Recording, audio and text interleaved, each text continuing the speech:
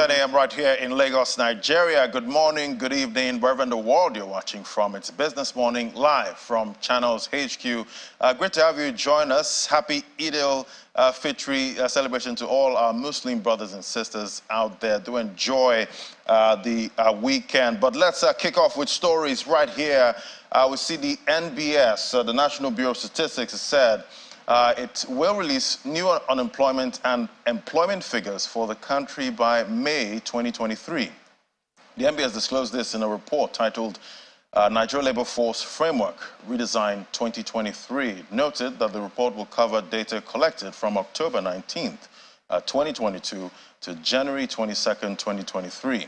The Q4 report will cover data collected between the 19th of October 2022 and the 22nd of January that's 2023. According to the NBS, the report for the reference quarter is almost concluded and will be published before the end of May 2023. And to the grains market now, we see Chicago soybean futures slid today with the market poised for a weekly decline as slowing demand from top importer China and lackluster U.S. weekly exports weighed on prices. See, corn was unmoved, tracked for its biggest weekly decline in 8 months, amid forecasts of favorable weather in the U.S. Midwest that would allow planting to accelerate. Soybeans lost about 2.5% this week after gaining marginally last week, while corn, that's down about 6%, on track for its biggest weekly drop since July. Wheat is little change for this week. And to the oil market now, we see oil prices ease for the third straight day today and looked set for a hefty weekly loss as softening U.S. economic data and a rising U.S. gasoline inventories raised concerns about a recession and the slower global oil demand. Brent futures for June delivery, those down about 30 cents, 0.4% down at $80.80 a barrel, while U.S. WTI crude for June delivery, that fell 31 cents to $77.06 a barrel. Both benchmarks slid by more than 2% to the lowest level since late March on Thursday amid fears of a recession. We're on track for a weekly drop of about 6%. So we'll be looking out for how the markets play out next week. And back here, the Minister of Justice and Attorney General of the Federation, Abubakar Malami, has responded to the House of Representatives at the committee, which is investigating the alleged sale of 48 million barrels of crude oil valued at over $2.4 billion in crude oil exports to global destinations from 2014 till date. It was made known in a letter to the committee, indicating that the ministry is trying to put together a comprehensive response on the matter. The committee chairman, who read the letter, however, says it came a lot later than expected, that the committee still expects the Attorney General to provide the required response and also appear before the committee next Thursday. Take a listen.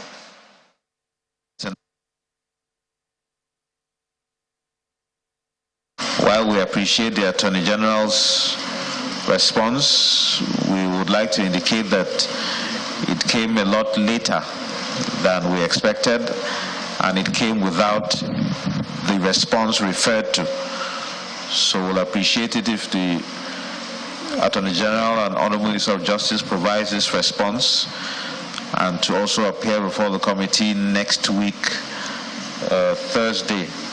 So let's give him the window to appear before the committee. Unfortunately, the Honorable Minister of Finance has still been evasive.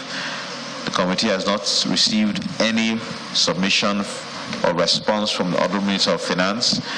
The Accountant General sent a response and has not responded to our follow-up because we have asked further questions to what he provided us information about.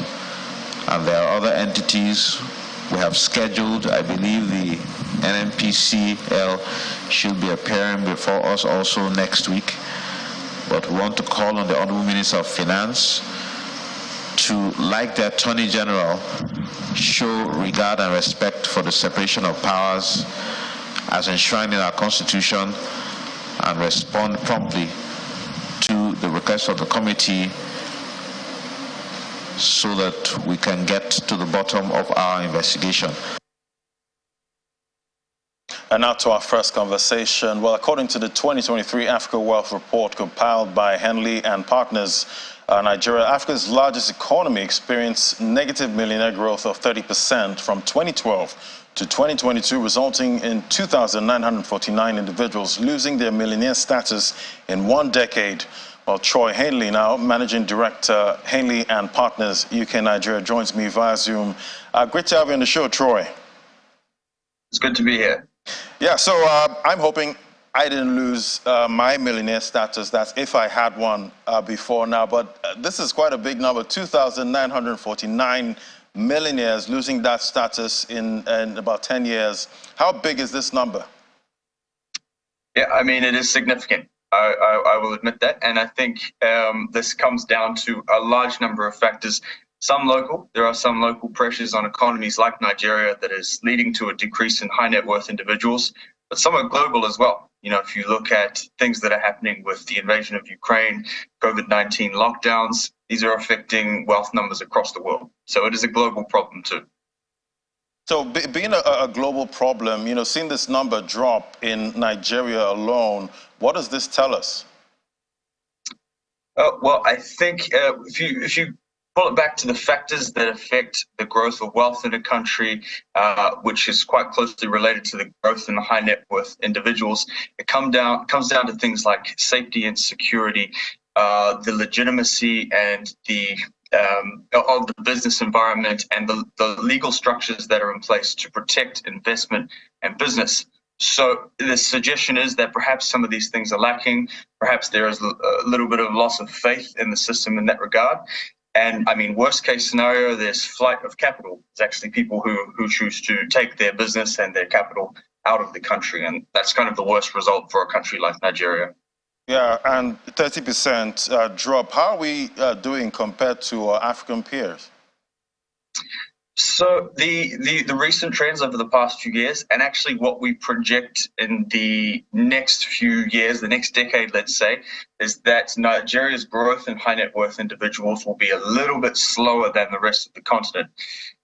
For the African continent, over the next decade, we see an increase of 42% in the number of high net worth individuals. Nigeria will have an increase of 25%, which is still significant given that there are roughly 10,000 high net worth individuals in Nigeria already. But there's other pockets within Africa we see great potential for very big growth.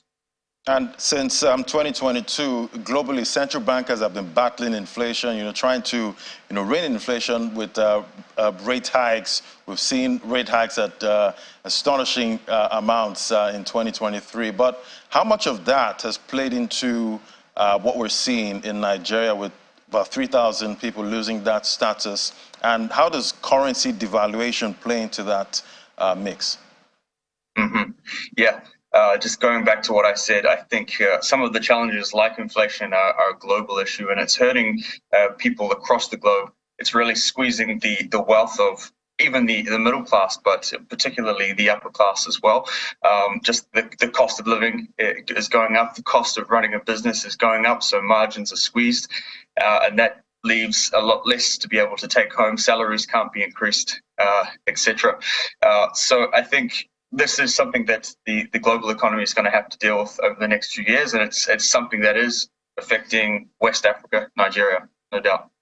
And according to the report, it says Africa's big five wealth markets, that includes South Africa, Egypt, Nigeria, Kenya, and Morocco. Together, they account for about 56% of Africa's high net worth individuals and over 90% of the continent's billionaires. And we have about 54 countries in Africa. That's quite a small number, isn't it? Well, globally speaking, I guess you could say that it is relatively a smaller number than for the likes of the United States and China, where you have a seriously large number of billionaires. But the promising part of this whole story, where we see the silver lining, is that the growth potential is bigger than North America. It's bigger than Asia, and that comes down to the development that Africa will go through, the middle class that will hopefully grow here, and the young demographic you have here in Africa. I mean, the potential is huge. And looking at the report now, how is the wealth categories split, in the big 5 countries in Africa? The wealth categories split. I mean, we generally are looking at billionaires, US dollar billionaires. We're looking at centimillionaires, which is, by the way, another report that Henley and Partners puts out, the Centimillionaire report. That's for people over 100 billion US dollars. And then we're looking at millionaires below that. That's generally the categories we divide them into. And we see a promising one there, Rwanda. That was top performing market in Africa with millionaire growth of about 72%. What are they doing right? Yeah, there is some stories like Rwanda, the DRC as well. There's countries like this that you can bring that back to having particular sectors in those countries that are expected to do well. And in the case of the DRC, for example, they have natural resources that they're really going to boost this sector, and it's going to lead to a lot of wealth being made. And definitely, these reports do help, should help, policymakers in some way. How do you think we can use this to, determine what next? Because we have a new government coming in. What can we do to reverse this trend that we saw of 3,000, Nigerians losing that millionaire status? Mm-hmm. I think the first reason why this report is useful is that the number of high net worth individuals is quite closely correlated with GDP growth. And so GDP growth as a statistic in itself is not that reliable to understand how an economy is growing. So if we can see the high net worth numbers increasing, we can be confident that a country like Nigeria is getting into better economic health. And yeah, pulling it back to those factors I mentioned at the start, it is all based around the safety and security that a business person and investor feels, the protections they have over their investments and their businesses. These sorts of things is going to, make sure that the wealth is retained in Nigeria, that businesses are started in Nigeria, people are employed. That's the story that needs to be told here. Yeah. That's a story that needs to be told. All right, thank you so much. That was Troy Henley, Managing Director, Henley and Partners, UK, Nigeria. Thank you for that report, and I hope the number goes up for the next 10 years. Likewise. All right, thank you so much.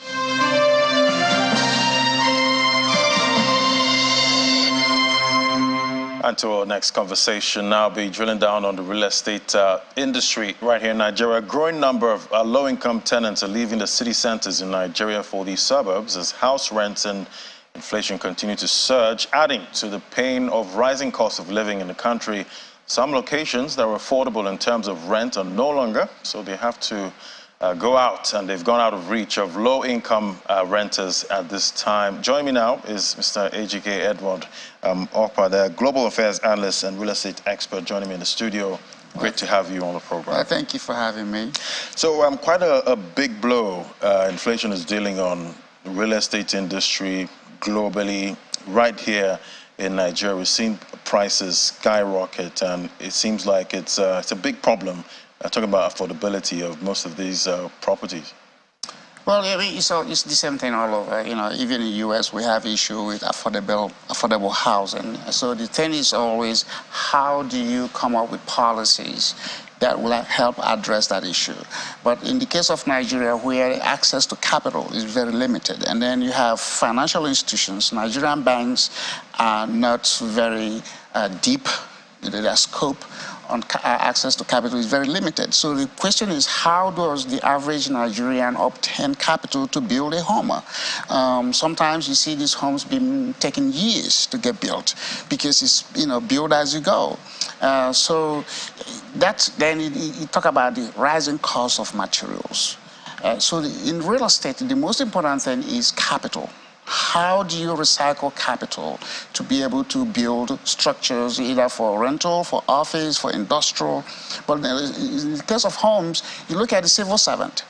When most civil servants don't even get their money on time, so how are they able to make their monthly payment? And how are they able to now support other things? It's not just having a housing, it's also having the things that make you as a human being, feeding, accommodate, health issues and travel and all that kind of stuff. So the Nigerian government is not able to do it because they don't have the policy. You go into the World Bank and IMF to do this. You have to make the Naira stronger. You have to strengthen the value of the Naira in comparison to foreign currencies, because that's what's going to afford the Nigerians the opportunity. So if you earn 1 million Naira, for instance, and then you work your way downwards, how much of that disposable income goes paying your rent? And you find out 1 million Naira relatively to other currencies is no money, because the exchange rate now is about $2,000 or less. So can anybody actually live on $2,000? But if you can strengthen the Naira through monetary policies and at the interest rate, because money has a factor to it, and that factor is the interest rate. If Nigerian banks are charging you 20, 30%, how are you going to survive? Even if it's interest only, or amortization. If it's amortization, it's just a chunk of money coming out of that income, because at the end of the day, whether you're a government, individual, or corporation, you have a revenue source.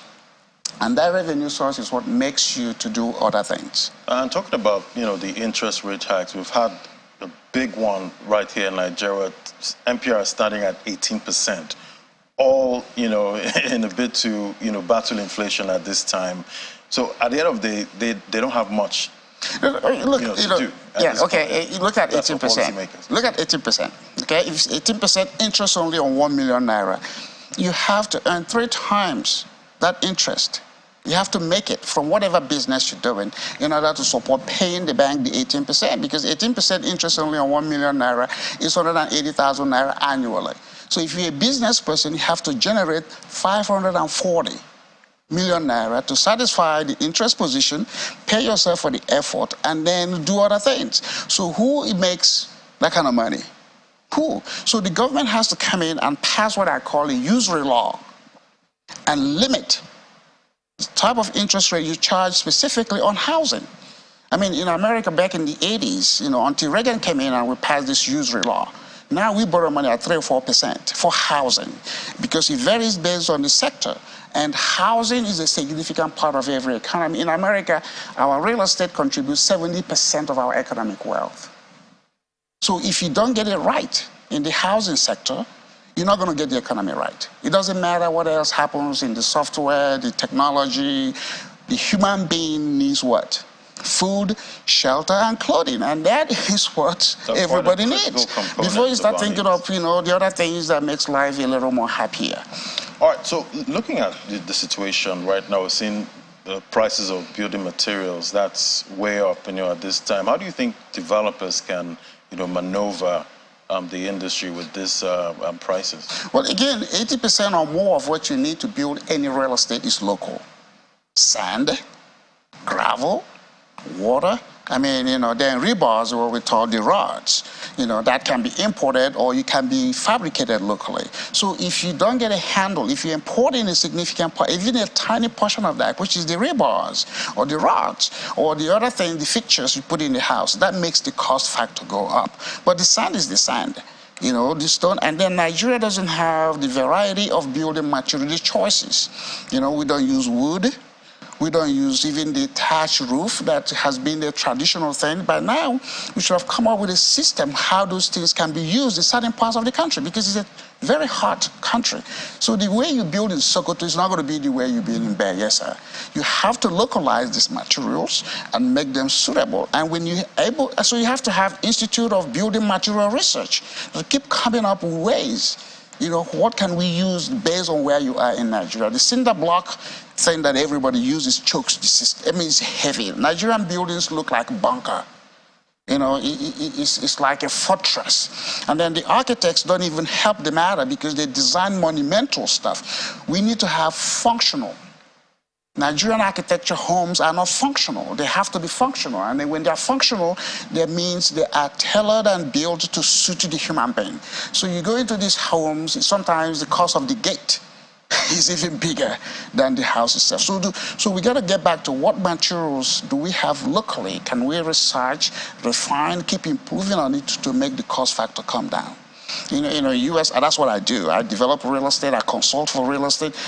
At the end of the day, it's always, what is it costing me to do X, Y, Z? And if that X, Y, Z, can I have the rental income to support it? Because here in Nigeria, the rental income don't support the real estate. Sometimes Nigerians build for prestige. Or you have these politicians who are trying to move money and launder money. They just build. There's no market. There's no reasoning behind it. And then the banks don't even come in and finance. Nigerian banking institution has less than $5 billion in aggregate mortgage. And you're talking about 200 million Nigerians. There's a housing need in Nigeria by maybe 60-something million housing units to support the 200 million population that is out there. So where's the money coming from? So people are doing it out of pocket, and because of that cost factor. You don't have our contractors give you guarantees. That guarantee, in the US, when I build something, I'm going to go to a contractor and say, I want you to guarantee this contract. So that way I know I'm pegging my cost, as opposed to the contractor coming and say, we have to come up with more money. Because once you start a project and you estimate this is what the project is going to cost, at this time. You want to peg it. Guaranteed. It ends up changing before you get to the end of So by the time you do the foundation, to the walls, to the lintel, to the roofing, you almost 5 times the cost that you started. So that's why you see a lot of abandoned projects. In fact, Nigeria has the highest uncompleted abandoned project in the world of any country of its size. Nigeria has it. In fact, if you start to finish the abandoned project Nigeria has, it will take you another 20 years. But with the developers, back here, we see a lot of new projects, springing up in different areas. But the volume is relatively small. No Nigerian developer builds 5,000 housing units a year. No Nigerian developer does. Not in Enugu, not in Lagos, not in anywhere. That is a single developer. But I can master plan a community of 10,000 housing units, and then because a developer is different from the builder.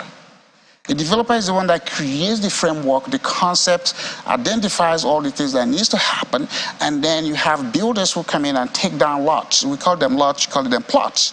And then you have an architectural control, and you have a certain market condition you are targeting.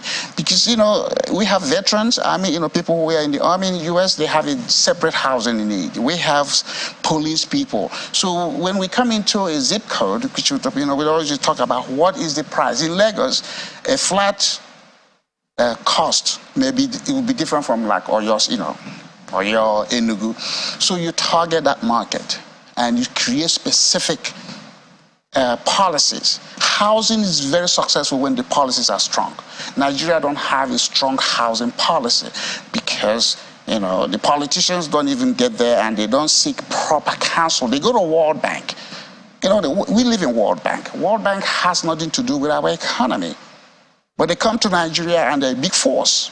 So in the World Bank Housing Assisted Program, well, what's that? Find professionals, find people who have hands-on knowledge to come in here and speak with the Nigerian, practitioners, politicians, and say, this is how you do it. That's how you're going to migrate from the quagmire of today's situation. But as long as you keep going to the World Bank, you will never grow your economy. No country has had a successful economy since the 40s. The World Bank was intentionally done for the Western Europeans. It wasn't done for Africa. So what Africa is doing with it now is purely by accident. They don't know what to do. That's why no country that has... And they are bringing a lot of support, at this time. But they're bringing support that nobody has emerged. If I'm going to support you, you have to go from A to B. So name a country in sub-Saharan Africa since 1940-something when the World Bank started doing stuff that has succeeded. None. Because they're not, World Bank is not a practitioner's thing. They're just a bunch of academians or something who just, show you beautiful charts. Every country has to have its own DNA. Well, yeah, it is important to have your own at this point. Identify Let's look at, real estate now as a hedge. We've heard, arguments that real estate is that hedge, against inflation. How do you think real estate has performed, globally as a hedge with rising inflation at this time? You could always have something rising. From the time human beings started interacting, through the air border or by monetary exchanges, prices are going to rise. The thing is, how do you control the price without forcing the market? For instance, in a capitalist environment that is different from a socialist one or a heavily controlled economy. Nigeria is a heavily controlled economy by the government. The government gets into a whole bunch of stuff. China is the same way, Russia is the same way. America has some semblance. Seems to be working for China, though. Seems to be working for China. It's not working for China. China, again, we don't want to get into that, but, for those who are listening about China, China is a big for nothing country. When you look at the per capita income of the Chinese, it's still less than $15,000. Okay? But they have managed to use the media to put a good face for themselves. 90% of Chinese, this will shock you, 90% of Chinese are poorer than everybody in Africa. 90% of them. That's a staggering number. But people, no, for instance, that's what it is. 90% of Chinese are abject poor Chinese. But, those of them that have made it, when they're with the government desire to put their better foot, not best foot, because when you say best foot, it means they have 3 legs. But a better foot for what? They have cornered the media to project this image of one China doing this, China doing that. No. But Chinese are still very poor people. They are not well educated, but they know how to follow order. And with all of that technology coming out from China, no, the technology coming out from China is a default technology because of the cost of doing those technology in the West. So they outsource them to China, and then China has been able to copy. China is not an innovative country, or it's not even a creative one, because creativity and innovation comes when you have freedom. So in a controlled environment, you are not allowed to think outside of what your government or your culture wants. And that limits your ability to be very efficient or effective in solving problems. So the Chinese don't solve problems, they are told what to do. When the chairman talks, it's a heavily controlled economy. The chairman says it's like a waterfall. It goes down, nobody says, no, don't push back. But we'll see the way China, impacts most markets now, especially because people no, it does not. I live in America. Biggest buyer. No, look, China does not have $100 billion exposure in American enterprise system. They don't. If you look at the stock market, what percentage of this capitalized company in America is owned by China? It's not. But in countries like Nigeria, where Nigeria is hungry and Nigeria is desperate, so they take anything from anybody. But in aggregate number, in quantifiable, qualitative number, China is still a very poor country. India, 95% of Indians are poorer than Africans. In fact, the per capita income of South Africa is bigger than per capita income of China. But there is poverty everywhere. But let me take you back. Let me take you back now to that hedge, because everyone is still looking for a hedge. At this point, inflation is still rising. But you see, the hedge. How does real estate? When I left Nigeria for America in the 80s, 1 million naira was equivalent value of $1.7 million. 1 million naira. My ticket from Nigeria to England to Dallas, how much was it? 698 naira 50 kobo. Good times. Okay? Yeah. Today, if you are a financial analyst and you do present value, future value, holding time, and you solve for I, if you put that in the computer for the case of the valuation of the naira, your computer will be blinking. You will go from here to London and come back, you still have not solved that problem because that's crazy. So what is choking Nigeria is the devaluation of the naira. And the Nigerian government, through their political establishments and professional practitioners, haven't been able to come back to arrest that devaluation. So even if everybody in the world lends money to Nigeria, it's still not going to emerge. You can never borrow yourself to prosperity. You could become a deficit nation and see success. America is a deficit nation, but successful, because deficit is different from debt. Nigeria has debt, but they don't have a stabilized, regular source of income because the government has neglected its role in what it's supposed to do to give confidence to the local economy. Every country is entitled to the economy by sovereign right. So you don't have to accept the devaluation of your country to that of anybody else, because once you do that, it puts you in a very rare catching stage. You're not able to catch up. And so Nigeria hasn't been able to catch up since the 85s, when World Bank came in and sold Nigeria on SAP, Structural Adjustment Program. And the naira has been falling since then. So what needs to happen if the incoming administration, I don't know whether the selected president or the elected president, whoever that is going to be, okay, elected or selected, whomever that is, the most important thing promise they have to make to the Nigerian is the naira to be stabilized in the next 4 years.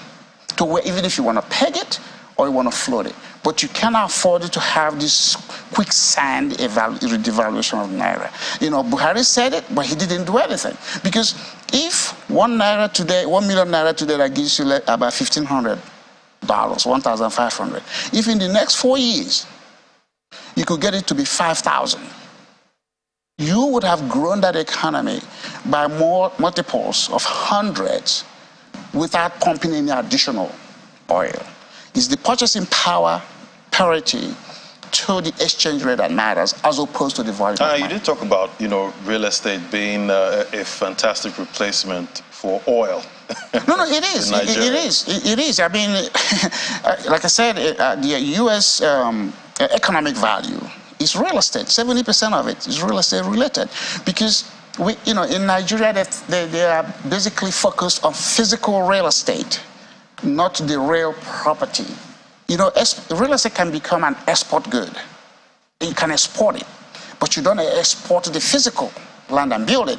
You export the rights that are attached to it. So somebody can be outside of Nigeria and invest billions of dollars in Nigerian real estate because of the rights they have to the income in the real estate. So in the case of Nigeria, nobody invests in Nigerian real estate because the rights to it are questionable. You know, most properties here don't have marketable title, you know, because you could say I own it, somebody else would say I have the certificate of occupancy. No, but the CFO is also, it's not marketable because a governor can wake up one day and revoke it. So you know, you have to find a way to assure confidence. Real estate is a confident product. Regularity of income, predictability of income, and the fact that if I want to foreclose on you, I don't have to go romance the governor. I don't have to know the Amainabo, the Igwe, the Oba. You know, those people have to be removed. It's you that has right to that. Real estate can decide what happens to it to the extent of the zoning and the regulation, which again Nigeria doesn't have. About reforms when it comes to title. You have to do it. I mean, before Obasanjo introduced the Land Use Decree in 1978, which became Land Use Act in 1979, Nigeria used to have crown land. Government didn't come in and take your land until that Obasanjo scheme came in, and since then it has become what has devalued and made it challenging for Nigerians to really, because 200 million people. Economy is based on number. It has nothing to do with the minerals. The reason people celebrate in Middle Eastern countries is that they are small and they have a lot of revenue. So going forward, what would you like to see in the real estate sector, policy-wise? What I have to see is you have to localize it. Every real estate is local. Okay, so now that you have 6 political zones, you go in and say, how do people want to live there? What is the attitude? I mean, the way the man in the north of Castina lives is different from the way the guy who lives in the south. Look at the things that motivates their existence in that particular area and come up with the policy, and then encourage Nigerian institutions. We have to have a secondary market. Okay, the secondary market is where that recycles money back into the real estate. But since you don't have a strong secondary market, so the title you have to your land, nobody buys it. If you go to Nigerian bank today and say, I want to borrow a certain percentage of the asset or the equity I have in my home, they're probably going to be laughing at you because they're not sophisticated to that level. So start to engage the Nigerians who are outside of Nigeria, who have a long-term interest in the success of this country as opposed to the World Bank. Excuse those of you that work for the World Bank or love the World Bank, I have nothing against them, but they're not relevant for your growth. Find the Nigerians who are outside. I went to college in Nigeria before I left. Okay? And I come back. Engage in a discussion, and then with that discussion, it's not a debate, it's a discussion, it's a conversation. Right. And then we say, what policy would we want to emerge out of this, and then we begin to work on the naira. All right, so much to unpack there, but I guess the new incoming administration have a lot to do. We're talking about the real estate industry, but we hope for the very best. If they're serious and committed. Right. Thank you so much, Mr. Ejike, real estate expert and global affairs analyst. It was great having your perspective today. Well, thank you for having me on your show. Thank you so much. Thank you.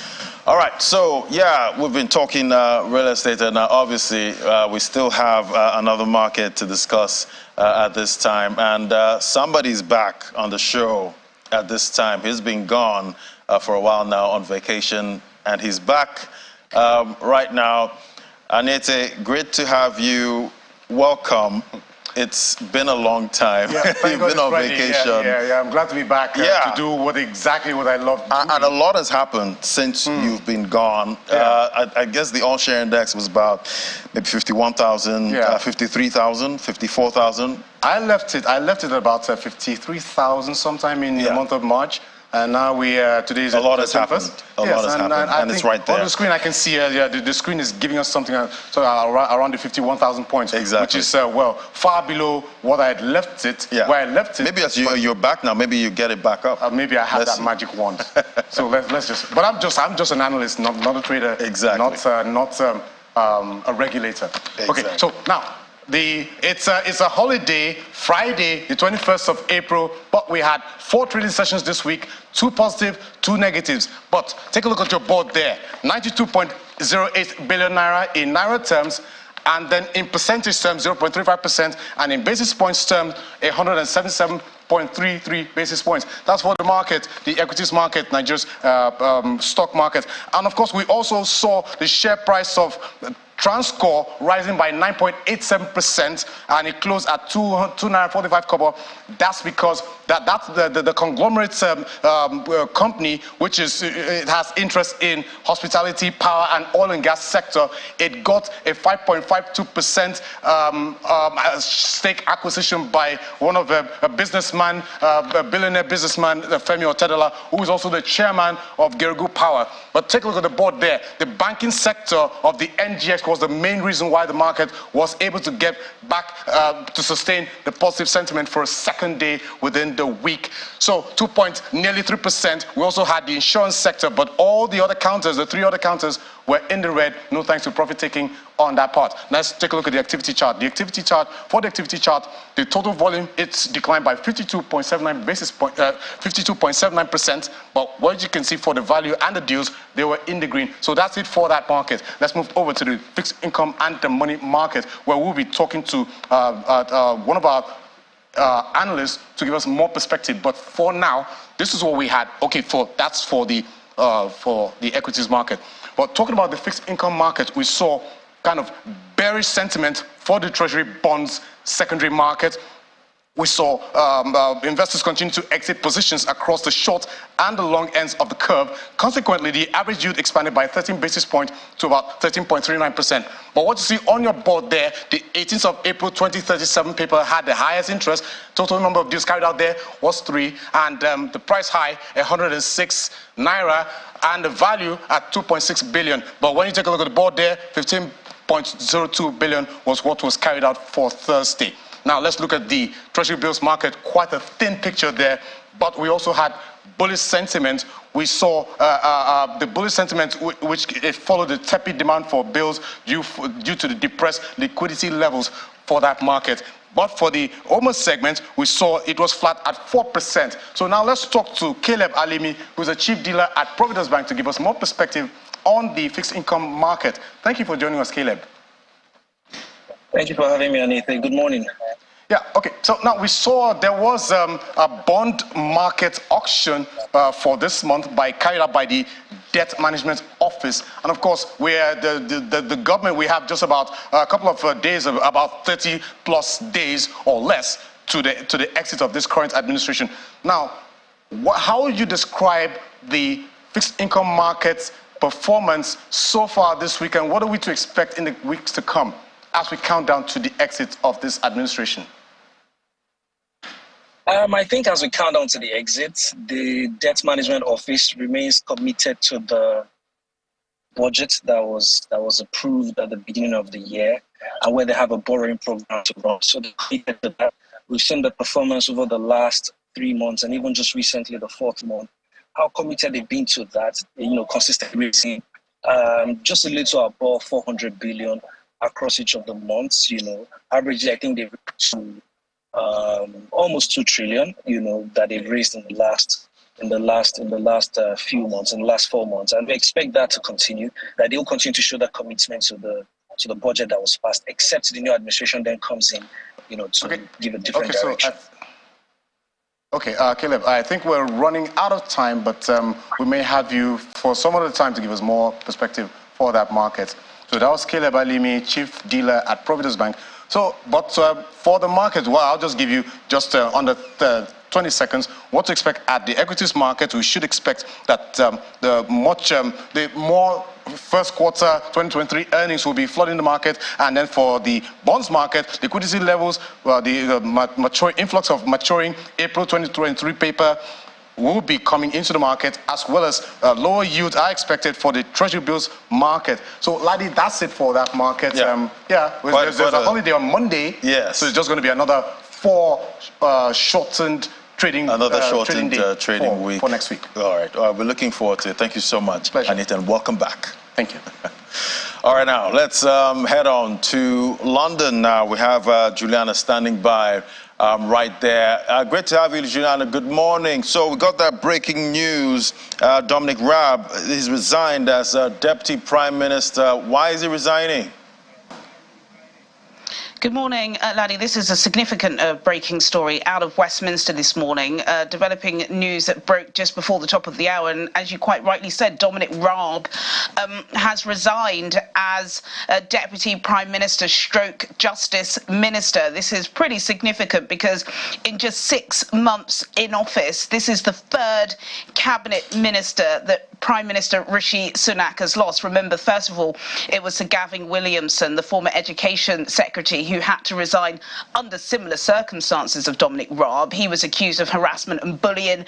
Then we had Nadeem Zahawi, who had to exit because of tax offences. And now this morning, we're just having a resignation letter from Dominic Raab. And I've got to tell you, the resignation letter was very cutting, very bitter, no tribute to Rishi Sunak, who, of course, has relied heavily on Dominic Raab, not just over the past 6 months, but during the entire campaign for him to be Prime Minister. If there is time, let's go back slightly. I think Dominic Raab first, issues with Dominic Raab first became public during the evacuation of Afghanistan's during the flee of America and British troops. Whilst he was Deputy Prime Minister and Foreign Secretary during some of the heightened conditions in Afghanistan, it was found out that Dominic Raab was sunbathing on holiday, not returning any emails, not returning any calls. There was a cabinet reshuffle, and Prime Minister Boris Johnson demoted him to Justice Secretary. He then stood shoulder to shoulder with Rishi Sunak. He was promoted once again as Deputy Prime Minister, and then we started hearing some pretty significant claims from civil servants who had worked with him, some saying that he was a serious bully. He would belittle staff. Some staff members were saying that they were vomiting before going into meetings with him. That's just how scary he was. There has been a probe and an investigation into these matters that has lasted 6 months. About 24 hours ago, the findings of Casey Adam Toley's report landed on the desk of the Prime Minister. And for 24 hours, Rishi Sunak has been agonising over what to do. So I think some pressure has certainly been released from his shoulders because he wasn't the one who pushed Dominic Raab. It seems as if Dominic Raab jumped, but the fact that there has been no tribute whatsoever to the Prime Minister in this resignation letter just shows just how angry and bitter Dominic Raab is. I don't know if there is time. There probably isn't time to read some of the accounts. You can read it. But, you can read it. It's fine. Bear in mind, if we go back to the 6 months, if we go back to 6 months ago when Rishi Sunak did give the address outside Downing Street, he did say that, you know, this was going to be in a government of accountability, a government of trust, a government of professionalism, a government of transparency, because Rishi Sunak really wanted to remove himself from Partygate and some of the, let's just call it, unprofessional acts of those who were working with Boris Johnson. And then 6 months later, later. This is his third cabinet minister going. We haven't yet seen the report by Adam Toley, but from what I've read and from what I've listened to this morning, those who have seen it say it is absolutely scathing. The fact that some civil servants wanted to commit suicide after working with him. So it is pretty serious. But then Dominic Raab did allude to the fact that Adam Toley's findings do set a dangerous precedent of what bullying is considered in the workplace. Yes, he is particular. Yes, he likes to get work done, but is that bullying? We shall just have to wait and see. But this is certainly a huge developing story in the UK. Dominic Raab, I don't know if we have his picture, if we can show it. He is a significant figure in the Conservative Party, and there are going to be a large branch of the party who are not happy with the fact that he was forced to resign this morning. Yeah, definitely a big one there, and serious allegations there. We'll keep tracking it. It's a developing story right now. But thank you so much, Juliana. I'll get an update at 1:30. Thank you. All right, there. So, yeah, we got that breaking news there. Dominic Raab resigning as Deputy Prime Minister in the UK. Juliana broke it down for us. We'll get an update on that. It's a developing story right now. But let's head on to other markets now. See Bitcoin there. It's far away from that 30K level. And we see the sentiments itching now. Neutral started yesterday. Neutral after being in greed for a while. So we're seeing that 50 points, maybe fear might be the next level we're heading to at this point. Let's look at the price of major cryptocurrencies. We see Bitcoin there losing that 30K level, down 2.77%, $28,149 there with some sell pressure coming in at that 30K level. Ethereum, that's lost that 2,000 psychological point there, 1.46% down is what we're seeing. And we see BNB also not left out with the losses, 2.38%. XRP losing that 50-cent level, down almost 5% this morning. So we're seeing sell pressure right now. Friday's looking like it's Red Friday. Wonder if it's going to be a red weekend for the crypto space. Let's bring in Rume Ofi now, financial market analyst. Hello, Rume. Good morning, Ladi. Good morning. Good morning, Rume. I see you're still excited, even though we're seeing sell-offs in the market. But yeah, we did get that breaking news. We see the EU lawmakers, they've approved the world's first comprehensive framework for crypto regulation. They're the first to do it right now in the world. That should be bullish, or is that why we're seeing sell pressure in the market? Yeah, it's a very bullish news, though. But the MiCA bill has been up for a while now, and I think thumbs up for the EU. I think about 26 nations there. The MiCA bill is also known as the Market in Crypto Asset Regulation. Just passed through. This law will make all the countries in the EU to comply when it comes to cryptocurrency. But there's three categories that this is centered on: utility tokens, asset reference tokens, which is also known as ART, and e-money tokens. The utility tokens are embodiment of EROC tokens and Bitcoin. Then under this are all of the projects under the MiCA project, right? Then also the ART, which is the asset reference tokens, are tokens that actually get more like inspiration in some sort, or a value from other main tokens like MakerDAO, which has its asset as DAI, then USDC, Circle, and some other stable coins. Then also that for the e-money, we'll be talking about some other stable coins that are actually in that centralized stable coins that are in that grid. So talking about that, we talk about Theta USDT, USDC Circle, then Pesos BUSD. But there's something I really love that these guys are doing. They've actually given a cap to stablecoin, that your cap will not be more than 500 million euros. Then again, something I love also that they are doing in terms of stablecoin, that your transaction has to be capped on a daily basis, 200 million per day. That your transaction has to be capped 200 million per day, which means that they are very conscious. They are very conscious of how the euro is going on against the dollar, and it's also a very big challenge. This is exactly what happened with Facebook Libra. This is what happened Facebook Libra, and exactly how it was well managed. Now they are coming with theirs, and it's going to help the euro grow. So it's a very structured thing. It's something that makes a lot of sense, and it's going to help them grow as against regulatory challenges that are happening now in the US. Yeah, talking about the US, we see Gary Gensler there is under pressure at this point. That's the SEC chairman in the US. But do you see other continents following with what Europe has done right now? All right, so I have concerns about Africa. We have 55, the African Union, we have 55 member states. So I would have loved Nigeria, although Nigeria is actually working very hard. A couple of us have actually participated in some blockchain policy and some other information is going on by this. Kudos to this administration. I hope the next one is going to take suit. We can lead this drive to a situation whereby we make the African Union to understand that we need to also come up with a kind of framework where digital assets and the blockchain ecosystem could also thrive effectively for Africa to also get its prize amongst community of other continents. All right, 2023, I guess it's the year of regulation for the crypto industry. Thank you so much, Rome Ofi. Enjoy the holiday and enjoy the weekend. Thank you. Thank you, Ladi. It's my pleasure.